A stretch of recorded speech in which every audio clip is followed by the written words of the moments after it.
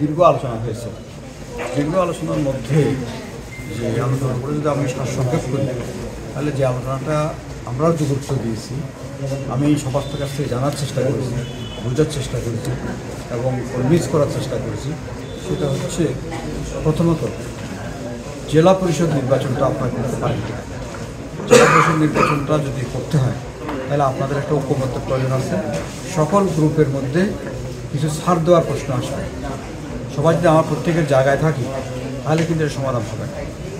আর এটা যদি সমাধান না হয়, নির্বাচন যদি না হয়, তাহলে ৯৯ সালে নির্বাচন হয়েছে, এখন কত বছর গেল, তাহলে আরও যদি যায় এটার বৈধতা হারিয়ে ফেলবে, এই প্রতিষ্ঠানটার বৈধতা হারিয়ে ফেলবে।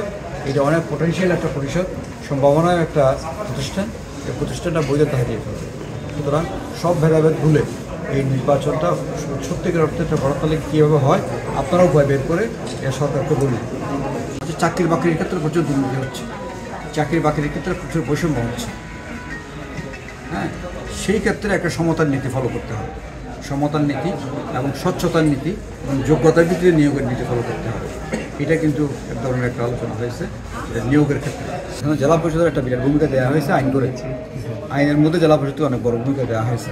জেলা পরিষদকে তার ইগনোর করতে পারবেন না। আইন ইউনিয়ন পরিষদ খুব শক্তিশালী হলে প্রচুর শক্তিশালী হবে। ইউনিয়নের মধ্যে শক্তির একটা সীমাবদ্ধতা আছে। জেলা পরিষদকে তো আপনি অনেক বেশি ক্ষমতা, অর্থ সব কিছু দিয়েছেন, তাহলে এটা ইলেকশন হবে না কেন? আনইলেক্টেড জেলা পরিষদ কেন চলবে এত বছর ধরে? আরও ভবিষ্যতেও চলতে থাকবে, তাহলে কী হলো? এটা জেলা পরিষদ থাকবে না? না, এটা জেলা পরিষদটা আইনগত বৈধতা থাকলেও সামাজিক এবং রাজনৈতিক বৈধতা হারিয়ে ফেলবে না। পার্বত্য চুক্তি করেছেন, সে অনুযায়ী আইন হয়েছে, সেই আইনে যা আছে প্রথম আইনটাকে ধরে লাগে। চুক্তি হচ্ছে চুক্তি, চুক্তি এটার আইনগত ভিত্তি নেই, মানে আইন দিয়ে চুক্তি বাস্তবায়ন করতে পারবেন না, কিন্তু আইন দিয়ে আইনকে বাস্তবায়ন করতে পারবেন। আমি বলতে চাচ্ছি জেলা পরিষদ আইন তো আইন, এটা আইনের মধ্যে কী আছে আইনটা বাস্তবায়ন করি না আমি। সেখানে আমার অন্যান্য কথা বলার দরকার কি? আগে আইনের মধ্যে কী আছে, আইনের মধ্যে যে সংশোধন দরকার সেটা বলেন।